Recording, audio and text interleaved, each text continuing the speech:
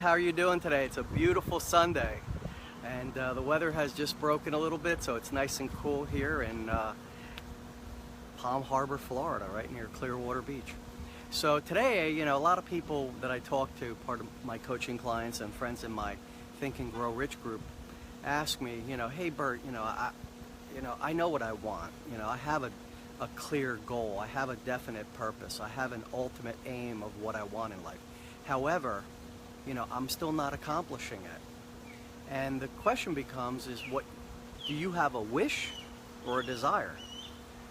Because most people wish they had a better lives. I mean, most of us, when we went to UPW, wished we could have a better life. We wished that we could have a better relationship. We wished that we were physically fit. We wished that we had more energy. We wished that we had a more positive outlook. We wished that we had more money. But I think everybody has those wishes. So what is the difference between a wish and a desire?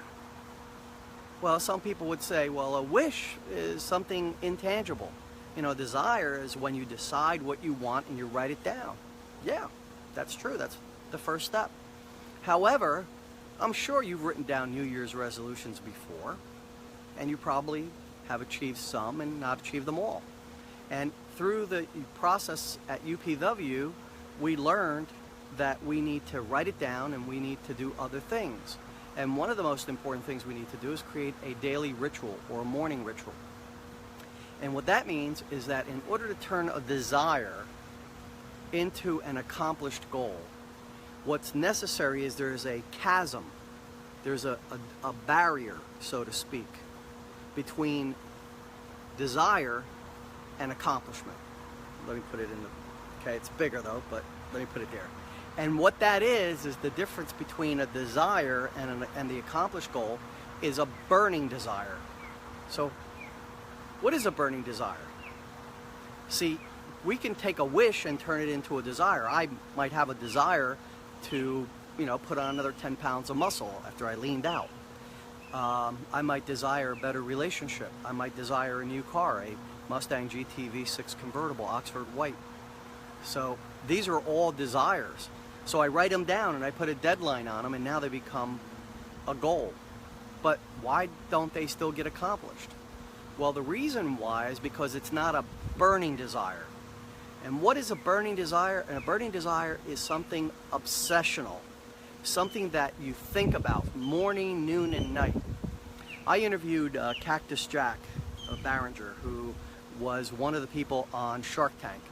And he became a millionaire at age 42. So those of you that are in your 40s that don't think it can happen, it does, even in your 40s, even in your 50s, even in your 60s. I mean, Colonel Sanders didn't sell the recipe for, create the restaurant because of the recipe, until he was after 65 years of age, and he failed multiple times trying to get franchisees for his organization.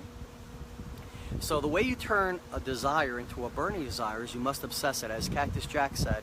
And by the way, he got like $500,000 from Barbara Cochran and one other shark. And so what he said was that in order to possess it, you must obsess it. So what has to happen is that you must obsess it. Right now, UPW and Tony and Joseph and everything that went on at the event is right now your dominant thought. Everybody's posting, everybody's focused on it, and this is what's going on right now. You're in that honeymoon period with Tony.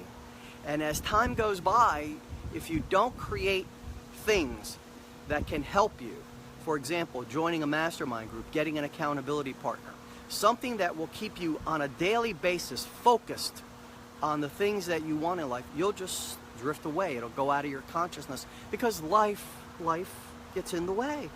So we must focus on these things. So to turn a desire into an obsession, we must think about it all the time, or as often as possible. And one of the things that you can do is create a ritual around it. There's many rituals. In fact, what I'll do is I'll post later a video that was shot backstage.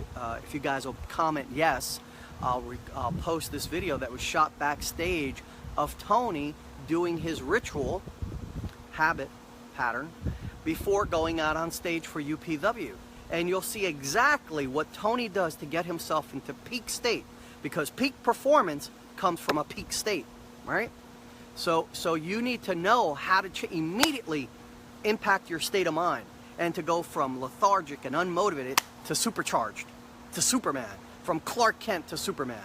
And you need to know how to do that. And there's, obviously, you learn some of those techniques, but you need to use them, because it is only through repetition that we master them. And so how you create a burning desire is by thinking about it all the time, by surrounding your environment with images, pictures. The mind thinks in images, right? We see dog, D-O-G, but we don't know that it's a dog. We see a picture, and then we learn that D-O-G equals dog, and we associate the word dog to the picture. So we think in images, right? Everything is an image. So we have to have images of the things we want. We want images of our life we want. We want images of the car we want, of the house we want, of what our body is, so that we're constantly being bombarded with these messages. Gee, just like advertisers, right? They bombard us with messages, and that's why we think that Tide is a detergent, we think Crest is a toothpaste, and we think that Coke is it. All these things are hammered into us because of spaced repetition. There's two types of things that'll change your life. Impact, emotional impact, a near-death experience. Tony at UPW and all the other events, he tries to go for an emotional impact, right? Puts us in state and then tries to impact us. Unfortunately, the impact has to be very strong, so it doesn't stick. And so we must have repetition, because the most powerful thing is repetition. The Grand Canyon was not created by a meteor from space.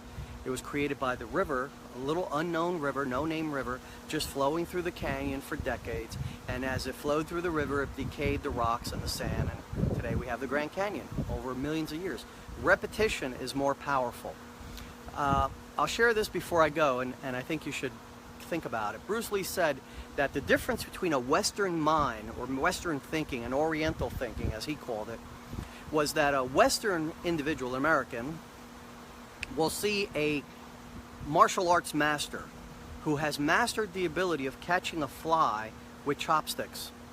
And they'll think to themselves, what an idiot, wasting his time doing that. Like, why would you waste your time mastering how to catch a fly with your chopsticks? He says, but the Oriental mind looks at that master and he says, that's a dangerous man.